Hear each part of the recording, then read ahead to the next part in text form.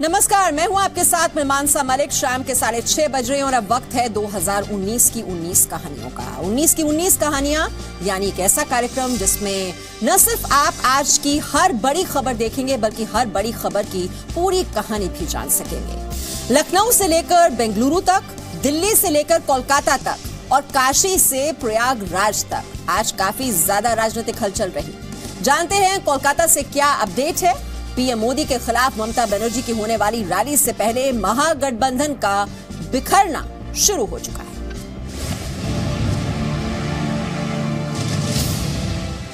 करीब 8 महीने पहले कर्नाटक में कांग्रेस जेडीएस ने प्रधानमंत्री नरेंद्र मोदी के धुर विरोधियों को एक मंच पर ला खड़ा किया था।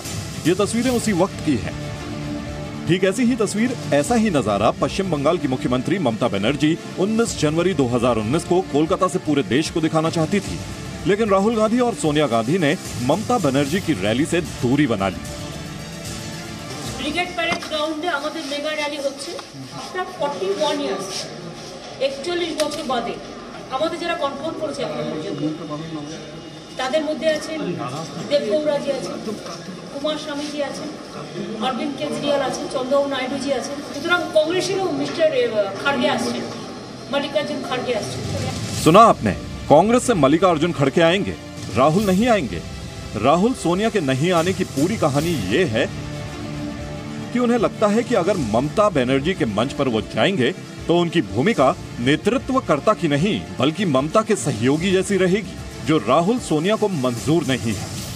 राहुल गांधी खुद कह चुके हैं कि उन्हें मौका मिला तो वो पीएम बनेंगे, जबकि ममता बनर्जी राहुल गांधी को बतौर पीएम समर्थन नहीं दे रही। पीएम बनने के लिए ममता बनर्जी की अपनी महत्वाकांक्षा है। हर एक को अधिकार है, मैं भी सपना देख सकता हूं प्रधानमंत्री का, आप भी देख सकते हैं, इसमें कोई किसी को रुकावट नहीं। मोदी को सत्ता से हटाने के लिए सभी विरोधी दल हुंकार भर रहे हैं, लेकिन एक साथ नहीं। जिन बड़े बड़े दलों ने मिलकर महागठबंधन बनाने का दावा किया था, उनमें से कईयों के रास्ते फिलहाल अलग अलग हैं। अब आप पूछेंगे कि रास्ते अलग अलग कैसे हैं? यूपी में मायावती और अखिलेश यादव का गठबंधन हुआ। अखिलेश यादव ममता बनर्जी की रैली में शामिल होंगे, लेकिन मायावती ममता बनर्जी की रैली में शामिल होने नहीं जा रही हैं। हमारा जो अलायंस बना है, अब हम वहां पर पूरी स्वीप करने जा रहे हैं और बहन मायावती जी क्योंकि सबसे बड़ी नेता है इस देश में इस समय, मैं समझता हूं देश की अगली बागडोर उन्हीं के हाथ। उत्तर प्रदेश में बुआ बबुआ के गठबंधन में आरएलडी के प्रवेश की प्रक्रिया शुरू हो चुकी है। कहने का मतलब यह है कि आज आरएलडी नेता जयंत चौधरी समाजवादी पार्टी के अध्यक्ष अखिलेश यादव से मिले। मुलाकात की पूरी कहानी इस रिपोर्ट में देखिए। यूपी में बुआ बबुआ का गठबंधन क्या आरएलडी को अपना बनाएगा? ये सवाल इसलिए क्योंकि आज लखनऊ में गठबंधन का हिस्सा बनने की ख्वाहिशों के साथ आरएलडी नेता जयंत चौधरी ने अखिलेश यादव से मुलाकात की। अखिलेश जी के साथ बहुत अच्छी बातचीत हुई और जो हम लोगों का प्रयास है, मैं समझता हूं कि उस ओर हमें सफलता मिलेगी। अखिलेश से मुलाकात में आरएलडी की बात शायद बन गई, यही संकेत दे रहे हैं जयंत चौधरी। वैसे इस मुलाकात की पूरी कहानी ये है कि यूपी में 80 सीटों में से 38 सीटें तो समाजवादी पार्टी और बीएसपी ने आपस में बांट ली। बाकी बचे 4 तो उनमें से 2 सीटें गठबंधन ने कांग्रेस के लिए छोड़ दी और बाकी बची 2 सीटें आरएलडी को मिल सकती हैं। हालांकि आरएलडी की कोशिश गठबंधन में रहने और 1 या 2 सीट ज्यादा हासिल करने की है। सूत्रों के मुताबिक आरएलडी को मायावती तरजीह नहीं देना चाहती और मौजूदा परिस्थिति में मायावती यूपी में अखिलेश से मजबूत दिख रही हैं और गठबंधन से पीएम पद की दावेदार भी। समाजवादी पार्टी के साथ गठबंधन करके ये चुनाव लड़ने का यहाँ फैसला लिया है, जिससे अब विशेषकर बीजेपी व अन्य विरोधी पार्टियों की भी नींद उड़ी हुई है। और वैसे भी अधिकांश यही प्रदेश ये भी तय करता है कि केंद्र में किसकी सरकार बनेगी और कौन देश का प्रधानमंत्री बनेगा। उत्तर प्रदेश में बुआ बबुआ के गठबंधन के खिलाफ बीजेपी का गेम प्लान क्या है, इसका खुलासा केंद्रीय स्वास्थ्य मंत्री जेपी नड्डा ने किया। आपने मोदी जी की ताकत को इस गठबंधन से रिकॉग्नाइज किया और यह इस बात को भी सूचक है कि आपकी अपनी आइडियोलॉजी, अपनी सोच, अपना कार्य का एजेंडा नहीं है। एजेंडा है सिर्फ मोदी जी को हटाने का। तो यह एजेंडा कोई देश को और प्रदेश को कोई हित देने वाला नहीं, और इस एजेंडे को हम एक्सपोज करें, यह हमारी जिम्मेवारी है। यूपी में इस बार लोकसभा चुनाव के लिए बीजेपी का मिशन 74+ है। बीजेपी का जोर यूपी में 50% वोट हासिल करने पर है।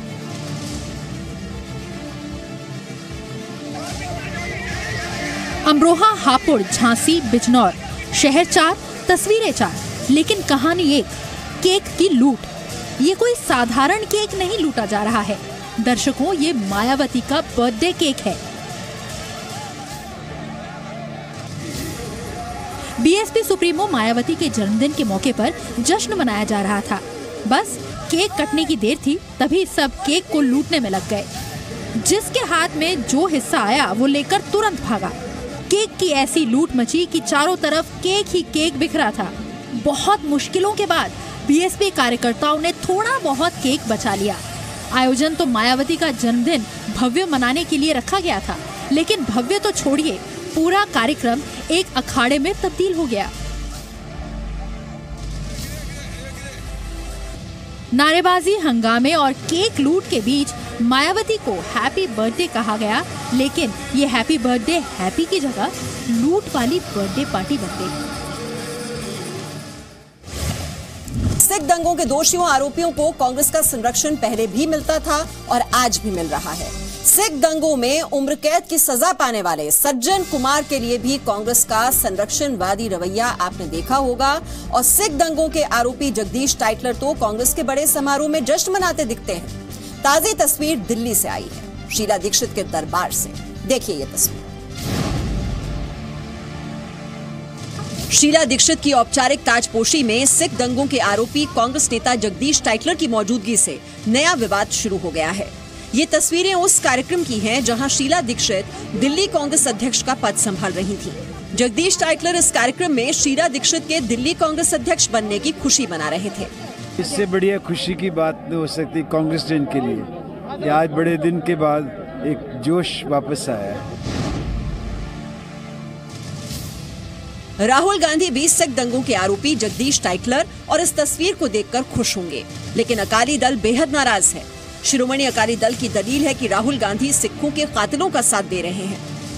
जो इस खानदान का इतिहास है कि सिखों के विरोधी, सिखों के कातिल जो इसकी दादी ने किया, इनके पिता ने किया, आज वही राहुल गांधी कर रहे हैं। तो अभी हमको ये ज्यादा प्यारे हैं और सिख हमारे हम उनको, उनकी भावनाओं के हमको बिल्कुल कदर नहीं है। ये राहुल गांधी हमको समझा रहा है। जब 1984 में इंदिरा गांधी की हत्या के बाद हुए सिख दंगों में बड़ी संख्या में सिख मारे गए थे। जगदीश टाइटलर भी सिख दंगों के आरोपी हैं।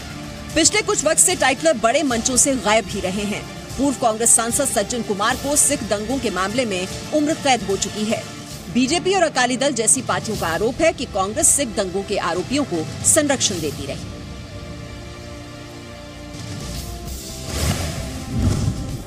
और अब रुख करते हैं कर्नाटक का। कर्नाटक में कांग्रेस जेडीएस गठबंधन की सरकार मुसीबत में है या मुसीबत टल गई है, समझिए इस रिपोर्ट में।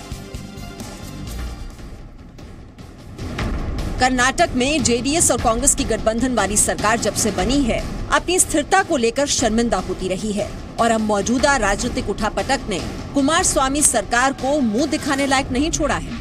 हालांकि कांग्रेस जेडीएस के लिए राहत वाली खबर ये है कि कल 2 निर्दलीय विधायकों के समर्थन वापस लेने के बाद आज कांग्रेस के 3 बागी विधायक वापस लौट आए हैं, लेकिन सरकार से संकट अभी दूर नहीं हुआ है।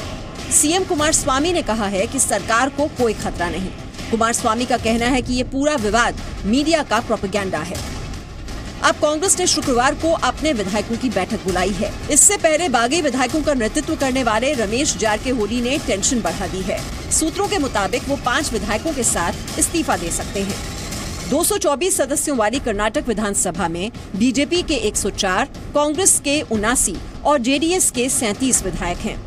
कर्नाटक में केपी, जेपी, बीएसपी और निर्दलीय के भी 1-1 विधायक हैं। और बीजेपी की तरफ से बड़ा दावा किया जा रहा है कि कुमारस्वामी सरकार 1-2 दिन की मेहमान है, लेकिन उसके लिए भी शर्मिंदगी की हालत ये है कि कर्नाटक बीजेपी के सभी विधायक इस वक्त हरियाणा में गुरुग्राम के एक रिजॉर्ट में ठहराए गए हैं। सवाल है कि क्या बीजेपी को भी अपने विधायक टूटने का डर है? वैसे संकट कर्नाटक में ही नहीं, मध्य प्रदेश में भी दिख रहा है और खुद बीजेपी का दावा है कि मध्य प्रदेश की कमलनाथ सरकार भी मुश्किल में है। और अब बात पीएम मोदी के काशी और प्रयागराज दौरे की। पीएम मोदी एक बार फिर गंगा का आशीर्वाद देने जा रहे हैं। 2019 में काशी का उनका ये पहला दौरा होगा। प्रधानमंत्री नरेंद्र मोदी नए साल में पहली बार काशी आ रहे हैं। सूत्रों के मुताबिक 22 जनवरी को पीएम मोदी अपने संसदीय क्षेत्र वाराणसी में होंगे। इस बार पीएम के आने का मकसद वाराणसी में होने वाला प्रवासी भारतीय सम्मेलन है। लेकिन जब पीएम काशी आएंगे तो यूपी में लोकसभा चुनाव के लिए बुआ बबुआ के गठबंधन बनने के बाद प्रदेश का नब्ज टटोल कर ही जाएंगे। वो मजबूर सरकार चाहते हैं ताकि 2G जैसे घोटाले फिर हो सके। देश मजबूत सरकार चाहती है ताकि देश का हर व्यक्ति डिजिटल इंडिया मिशन का लाभ उठा सके। वो मजबूर सरकार चाहते हैं ताकि खदानों की नीलामी में करोड़ों की लूट कर सके। हम मजबूत सरकार चाहते हैं ताकि खदानों से जो कमाई हो रही है उसका लाभ अपने आदिवासी भाई बहनों को मिले। 2014 में पीएम मोदी ने वाराणसी से ही लोकसभा चुनाव लड़ा था। पीएम का काशी से चुनाव लड़ना यूपी में बीजेपी के पक्ष में माहौल बनाने के लिहाज से अहम रहा।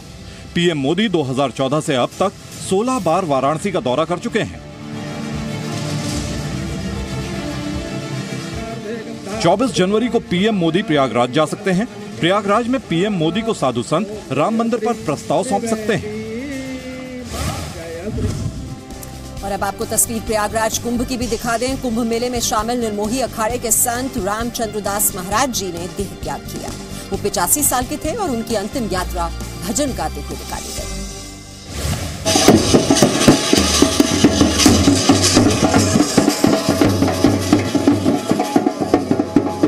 प्रयाग में कुंभ मेले में शाही स्नान के बाद निर्मोही अखाड़ा के महंत श्री रामदास जी महाराज ने अपना देह त्याग किया है।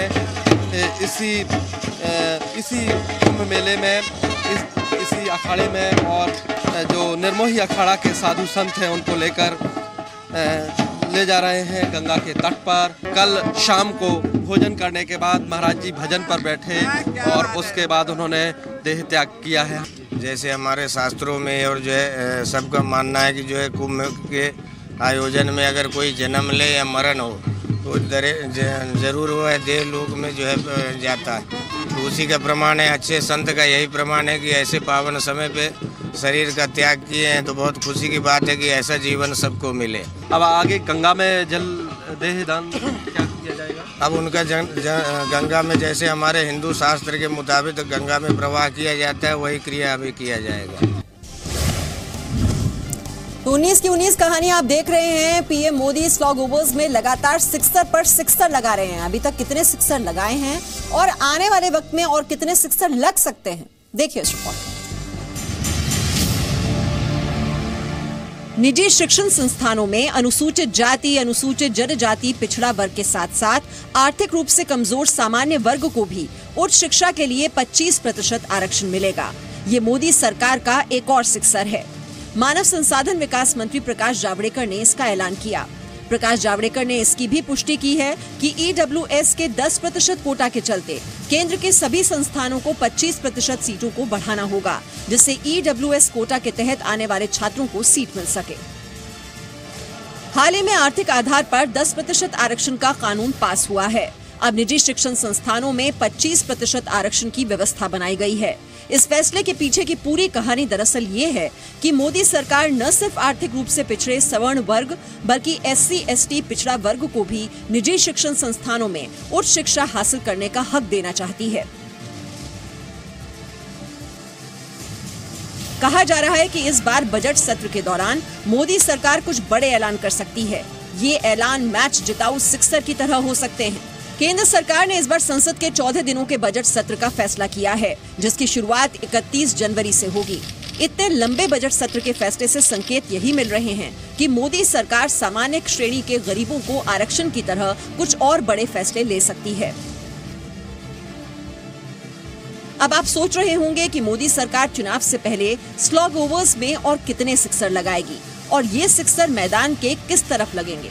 यानी कहने का मतलब है कि मोदी सरकार और क्या बड़ा ऐलान कर सकती है जिससे उसे चुनाव में लाभ मिले। सूत्रों के मुताबिक मोदी सरकार राज्यसभा में नागरिक संशोधन बिल और ट्रिपल तलाक बिल पास कराने की पूरी कोशिश कर सकती है। इसके अलावा किसानों को राहत देने वाला कोई बड़ा ऐलान कर सकती है। सूत्रों के मुताबिक किसानों को कैश ट्रांसफर से जुड़ी घोषणा हो सकती है। इसके अलावा मध्य वर्गीय लोगों, खासकर नौकरी पेशा लोगों के लिए टैक्स में 5 लाख रुपए तक आयकर छूट का ऐलान हो सकता है।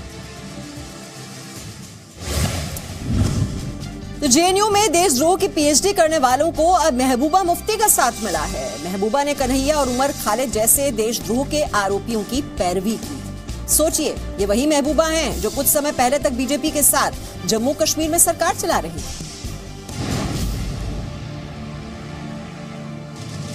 जम्मू कश्मीर की पूर्व मुख्यमंत्री महबूबा मुफ्ती को जेएनयू देशद्रोह केस में चार्जशीट दाखिल होने पर दर्द हो रहा है। महबूबा मुफ्ती ने जेएनयू मामले में दाखिल चार्जशीट को राजनीति से प्रेरित बताया। महबूबा मुफ्ती का आरोप है कि बीजेपी कन्हैया, उमर खालिद और कश्मीरी युवकों को वोट के लिए मोहरा बना रही है। एक तो कन्हैया है, उमर खालिद है, उसके अलावा जम्मू कश्मीर के कोई 7-8 स्टूडेंट है जिनके खिलाफ चार्जशीट किया गया है, जो बिल्कुल गलत है। ऐसा महसूस हो रहा है कि 2019 के इलेक्शन की तैयारी में जम्मू कश्मीर के लोगों को फिर से मोहरा बनाया जा रहा है, उनका इस्तेमाल किया जा रहा है, वोट की राजनीति हो रही है। महबूबा मुफ्ती देश विरोधी नारा लगाने वालों के साथ खड़ी हैं। इस खबर की पूरी कहानी दरअसल ये है कि जम्मू कश्मीर में बीजेपी के समर्थन वापस लेने के बाद महबूबा मुफ्ती का राजनीतिक अस्तित्व खतरे में पड़ चुका है और इसीलिए महबूबा मुफ्ती को जेएनयू देशद्रोह केस में दाखिल चार्जशीट पर चुनावी एंगल नजर आ रहा है।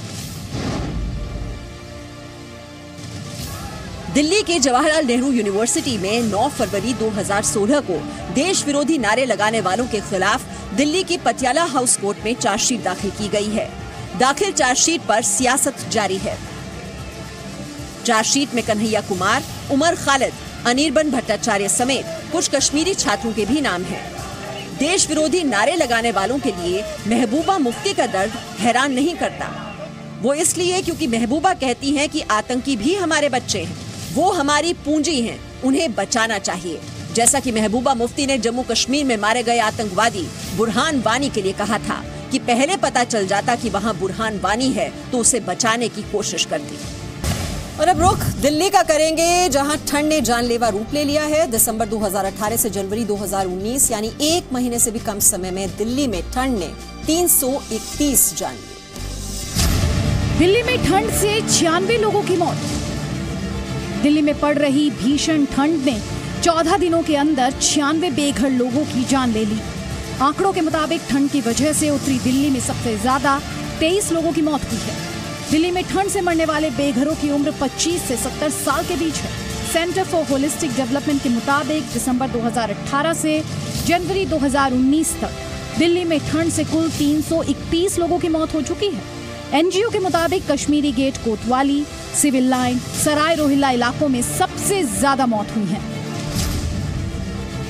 दरअसल बीते कुछ दिनों से पहाड़ों पर बर्फबारी होने से दिल्ली समेत पूरे उत्तर भारत में ठंड बढ़ गई है। इस साल अब तक दिल्ली का सबसे न्यूनतम तापमान 6 डिग्री रहा है, जबकि बीते 15 दिनों में औसत न्यूनतम तापमान 6 से 8 डिग्री रहा है।